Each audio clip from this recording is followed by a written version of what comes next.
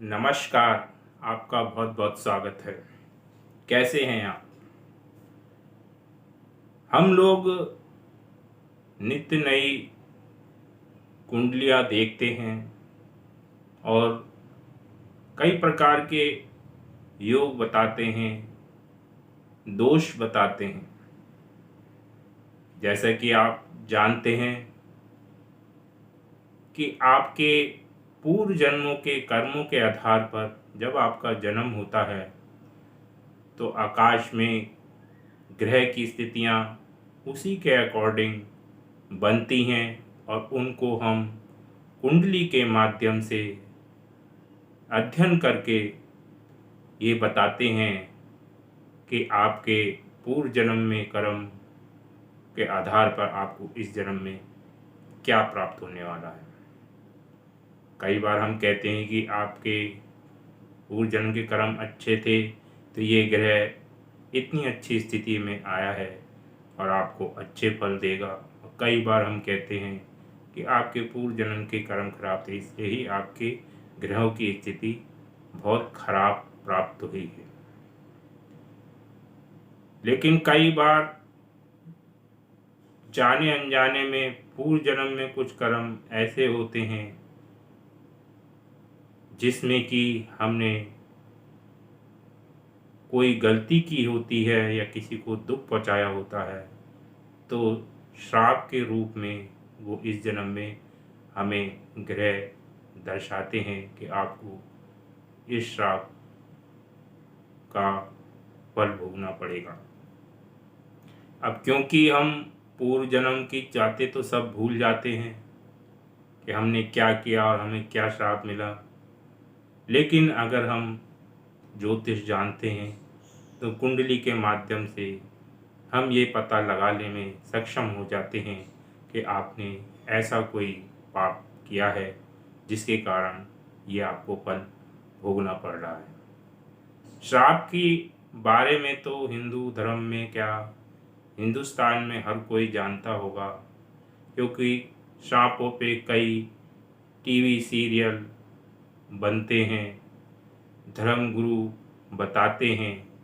और नॉर्मल भी अगर आप राम जी की कथा जानते होंगे तो अहिल्या को श्राप का आपको पता ही होगा, पत्थर बन गई थी इसे राम जी ने त्रेता युग में आके उसको उद्धार किया था।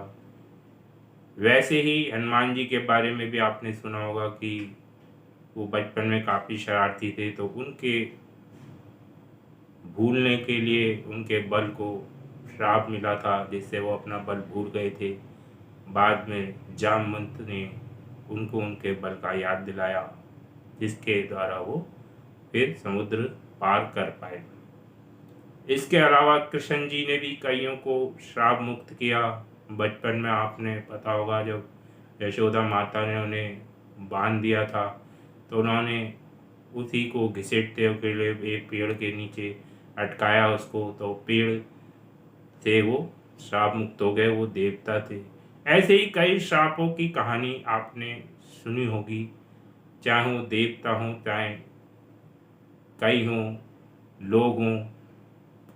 कई राजा दशरथ को भी श्राप मिला था। तो इस प्रकार से श्रापों की बहुत लंबी सीरीज है। तो इसी प्रकार हमारी कुंडली में भी श्रापों का निर्माण होता है और हम कुंडली के द्वारा उन श्रापों को जानते हैं। लेकिन आजकल के युग में ज्योतिषी लोग भ्रमित करते हैं।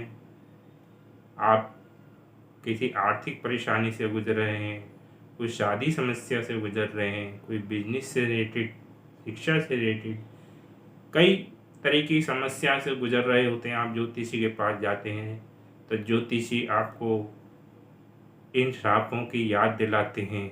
और दिलाते भी कैसे हैं, देखिए आपको दिखाएंगे भी। कुंडली सूर्य के साथ राहु बैठा है, चंद्रमा के साथ राहु बैठा है, पितृ दोष बन गया, मातृ दोष बन गया, ग्रहण दोष बन गया।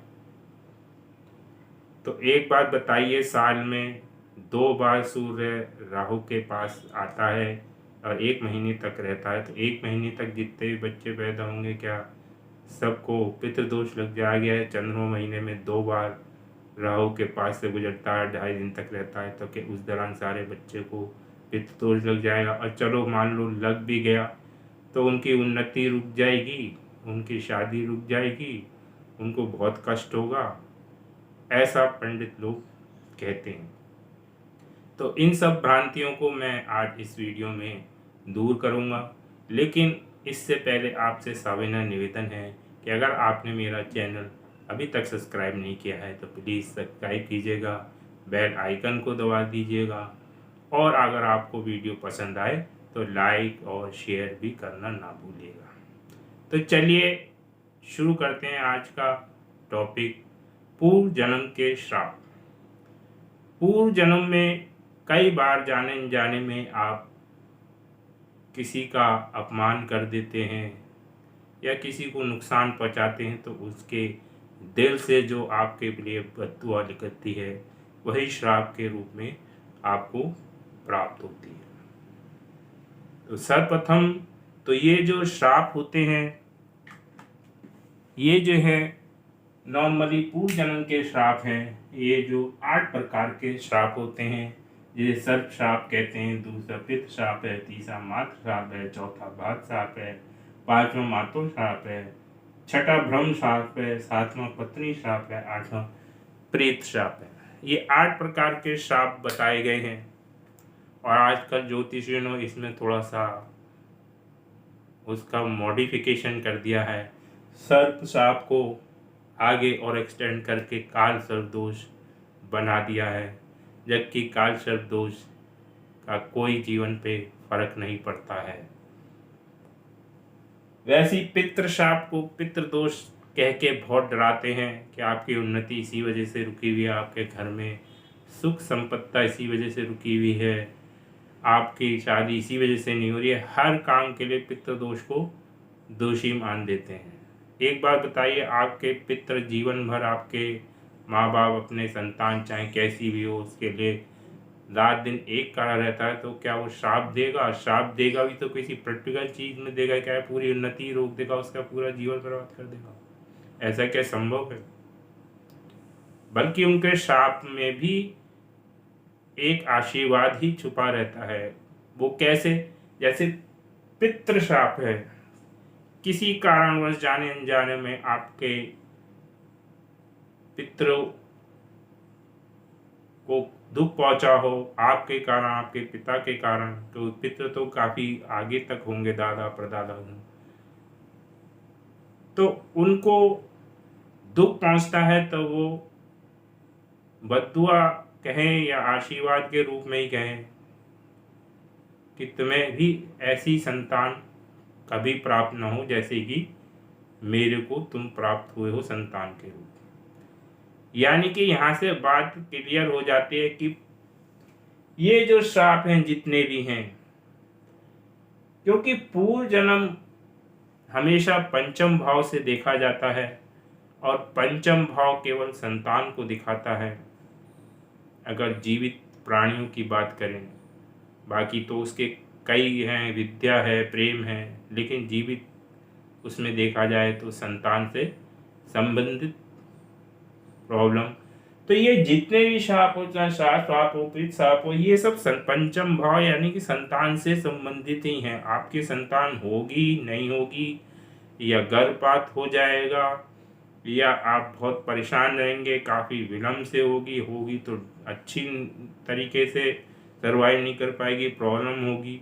तो टोटली ये जितने भी श्राप हैं, चाहे आप उसे दोष का रूप दे दो, पितृ दोष कह दो, ये केवल संतान पे ही लागू होगा। आपकी उन्नति, आपकी मैरिज, आपकी बिजनेस, इससे कोई लेना देना नहीं है।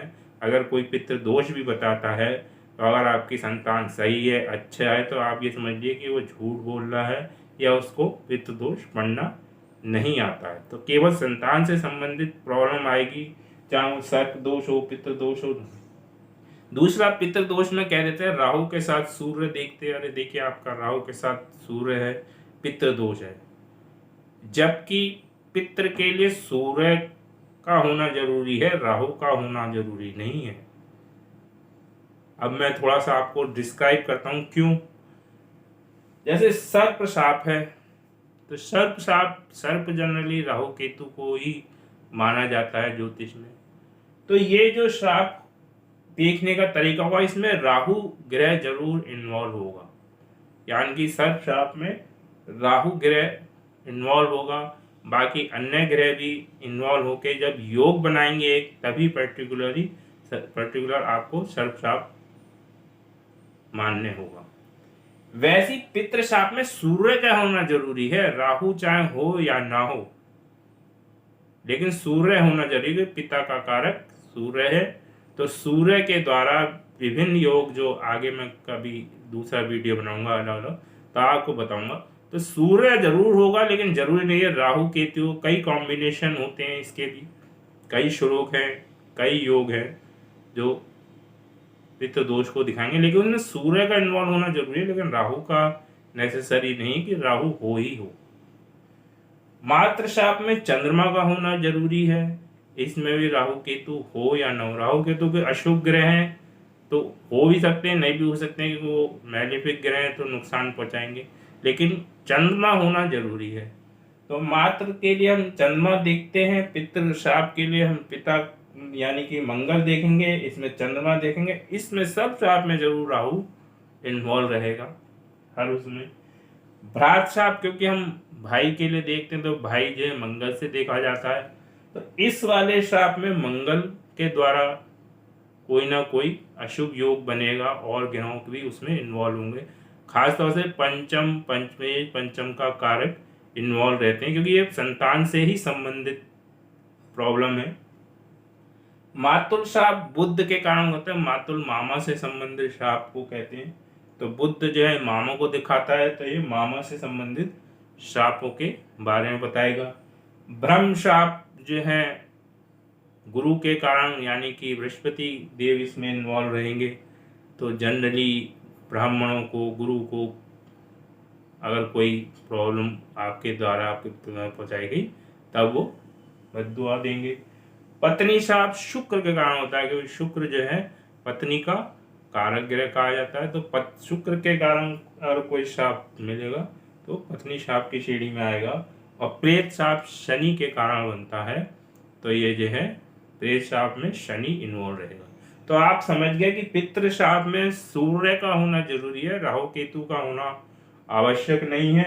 ऐसी इसके लिए चंद्रमा मंगल यानी कि हर एक ग्रह से संबंधित यहाँ श्राप है, सर श्राप में जरूर राहु का होना जरूरी था। इसलिए आप इससे घबराए नहीं कि सूर्य के साथ राहु है या चंद्रमा के साथ राहु है तो ये दोष बन गया और इस दोष से मेरी उन्नति रुक गई, मेरे घर के परिवार में ये हो गया वो हो गया। ये सब बेकार की बात नहीं। केवल संतान से संबंधित आपको दिक्कत आएगी, चाहे उसके पैदा होने में, चाहे पैदा होने के बाद आपको उसका सुख ना मिले या संतान को कोई दिक्कत हो, तो इस टाइप की पंचम से संबंधित दिक्कतें आएंगी। और पंचम पंचमेशक कारक भी इनमें इन्वॉल्व रहेगा। तो आज आप समझ गए कि श्राप से डरना नहीं है और ये नहीं समझना कि इसकी वजह से हमारी उन्नति रुकी है। हाँ, संतान से संबंधित कोई प्रॉब्लम है, संतान नहीं हो रही, तब ये कुंडली में देखना जरूरी है। अगर कोई पंडित आपको पितृ दोष बताकर आपको आर्थिक प्रॉब्लम ये बताता तो ऐसा कुछ नहीं है, ये सब भ्रम है। तो आज के वीडियो में इतना ही। धन्यवाद।